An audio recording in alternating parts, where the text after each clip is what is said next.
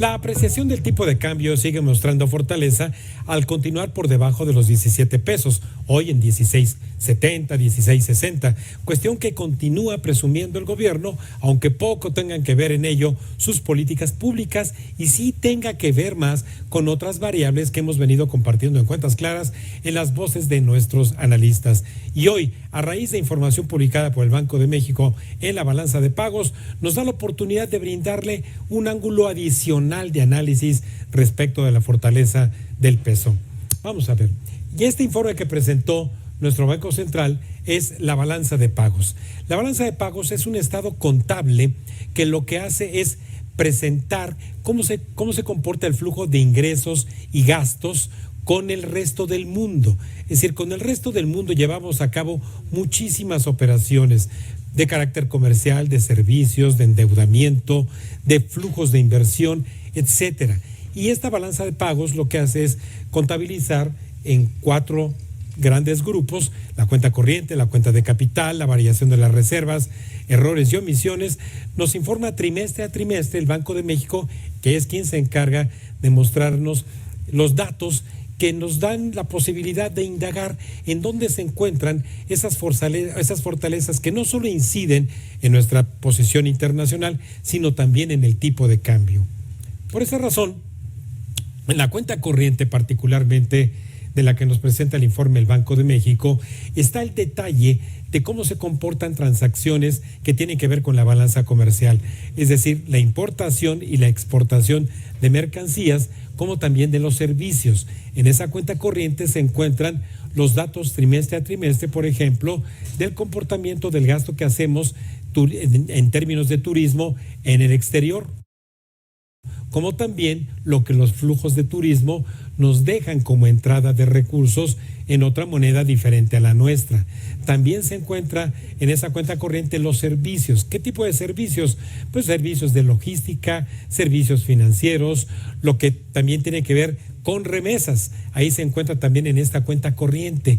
Y estos flujos justamente de entradas de recursos que llegan a la cuenta corriente fortalecen, entre otras cosas, reservas internacionales, pero también abastecen de recursos a las salidas que tenemos que erogar en cuestión justamente de nuestras responsabilidades internacionales. Por esa razón, el tipo de cambio no solamente se relaciona con el flujo total de recursos que fluyen en la cuenta de capital a través de préstamos, acumulación de reservas, sino en esta cuenta corriente que, como usted ve en este gráfico que le comparto, las cifras que están por debajo de esta línea cero son déficits de la cuenta corriente, es decir, lo que le quedamos a deber al resto del mundo porque gastamos más en importación de mercancías y gastamos más en servicios que lo que ingresa. Ha habido trimestres en los cuales sí tenemos cifras positivas en esa cuenta corriente, como fue este último trimestre de que el que informa el Banco de México apenas esta semana. Uno podría decir, bueno, pues siempre podría aspirarse a tener un superávit y no un déficit. Sí, lo que ocurre es que en un país como el nuestro, en donde nuestra moneda, si bien es cierto que es de libre convertibilidad, es decir, la podemos traducir en comprar monedas extranjeras, no es un activo de reserva internacional, es decir, no es una moneda con la cual le podamos pagar al resto del mundo esos flujos de turismo, esas importaciones, esos intereses de deuda. Tienen que pagarse en otro activo internacional, en otra moneda, particularmente el dólar. Pero el déficit de cuenta corriente también implica algo positivo a final de cuentas, que es que si ese déficit, esto que está aquí, se explica porque tenemos más importaciones que exportaciones, eso es bueno porque a final de cuentas a las importaciones les agregamos valor a todos esos bienes intermedios, materias primas, que usted ve que se transforman en muchas de las fábricas en nuestro país, permite agregar valor, es decir, hay un beneficio por ese déficit en la cuenta corriente. Y hay otra medición que se acostumbra a hacer en el ámbito económico y que tiene que ver como la proporción del valor total de nuestra economía, es decir, del Producto Interno Bruto. Y en esas proporciones, el valor de esos déficits o de esos superávits se pueden evaluar con respecto al tamaño de la riqueza del país. Cuando esos déficits en cuenta corriente son quizás tan pequeños como estos, no tenemos los problemas como los tiene Argentina, y escuché usted al principio del programa justamente con Sergio Negrete. Cuando un país tiene problemas en su balanza de pagos y particularmente en la cuenta corriente, es cuando le hacen falta recursos, tiene que empezar a tomar de sus reservas internacionales para poder resolver ese gran problema que tiene en la cuenta externa. Finalmente quiero recuperar, ya en alguna ocasión le presenté en este programa, este gráfico que explica de una forma un poco más digerible por qué el flujo internacional de nuestras transacciones implica fortaleza o debilidad del peso. Y esto tiene que ver, imagínese usted, que esto es un tinaco, como estos que tenemos todavía en muchas de nuestras azoteas, y que las entradas son justamente en moneda extranjera porque hacemos exportaciones, porque hay entrada de remesas familiares, porque hay inversión extranjera directa, esa que se traduce ahí en maquinaria, en equipo, en nuevas fábricas, como también hay inversión extranjera de la que va a las bolsas de valores o a comprar bonos gubernamentales de deuda pública. Tenemos también los flujos de turismo, préstamos, utilidades de empresas que se reinvierten. Esas entradas, imagine usted que se van acumulando aquí, que permiten evidentemente financiar las salidas. Cuando este nivel de las reservas internacionales, imagine usted por un momento, haciendo la analogía con el tinaco, bueno, que si tiene un nivel relativamente lleno o que incluso pueda vertirse el agua fuera de este tinaco, el precio de lo que hay aquí adentro se aprecia, es decir, se fortalece. Por eso tiene esto una vinculación muy alta con el tipo de cambio. Si se acumulan más reservas internacionales, si se acumula más dinero derivado de estas entradas, entonces lo que hay aquí adentro, que es justamente moneda extranjera que requerimos para hacer los pagos de todas estas salidas, que son importaciones, pago de dividendos, pago de intereses, flujos de turismo, esto aprecia su valor. En cambio, cuando dejan de llegar entradas suficientes para financiar estas salidas, entonces imagine usted que justamente va bajando el nivel de este tinaco, y entonces lo que ocurre es que se encarece. ¿Por qué? Porque al haber cada vez más poco, entonces se encarece el tipo de cambio. Hoy la apreciación del tipo de cambio, si es cierto, tiene que ver con tasas de interés, pero hoy le quise compartir un ángulo diferente que nos lleva a explicar por qué esa fortaleza del peso. Hay muchas entradas y las salidas se satisfacen suficientemente, y además hay una acumulación suficiente para poder pagar ese déficit en la cuenta corriente que le compartí al principio.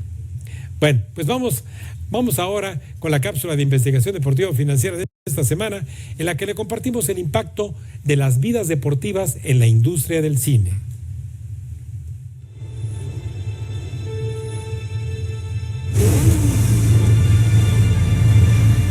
En el mundo del entretenimiento, importantes biografías o eventos deportivos han sido acreedores a una recreación fílmica, las cuales son historias controversiales o de superación, y que a través de los años han dejado recuerdos memorables a la audiencia.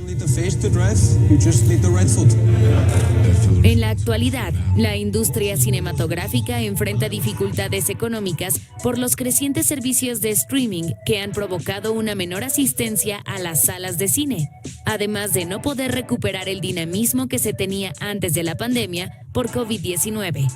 Para este año 2023, y de acuerdo a Statista, se estima que la industria cinematográfica genere un ingreso de $46,000 millones a nivel mundial, un monto apenas cercano al que se tuvo en 2019.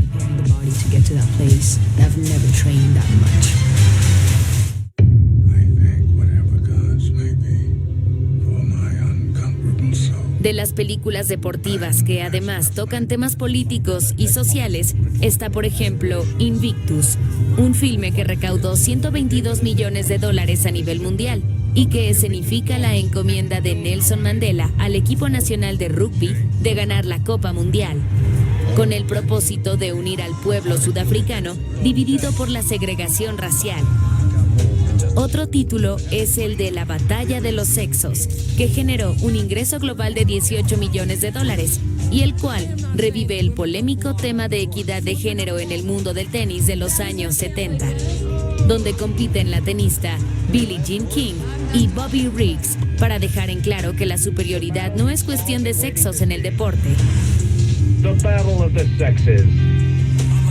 En cuanto a una historia con personajes mexicanos, podemos encontrar la película El Juego Perfecto, que obtuvo una recaudación de casi $4 millones, la cual reproduce la travesía del equipo infantil campeón de béisbol de Monterrey de 1957, cuyo sueño era el de obtener el campeonato de la Serie Mundial de Ligas Pequeñas, donde a pesar de los continuos y complicados obstáculos, obtienen dicho título con un juego perfecto ante el equipo infantil campeón de California.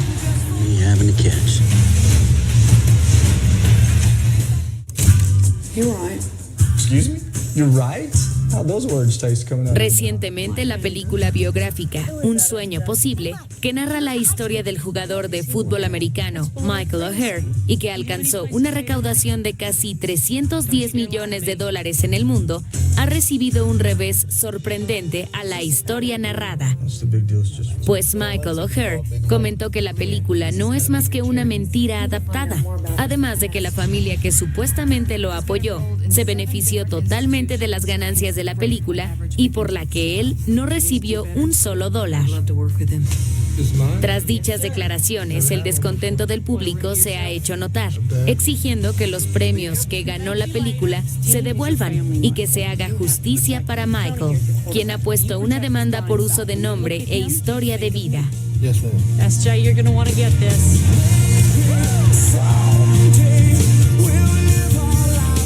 Mike's the best left tackle I've seen in years. Pues como lo ven, no todas las historias deportivas son llevadas al cine con fidelidad.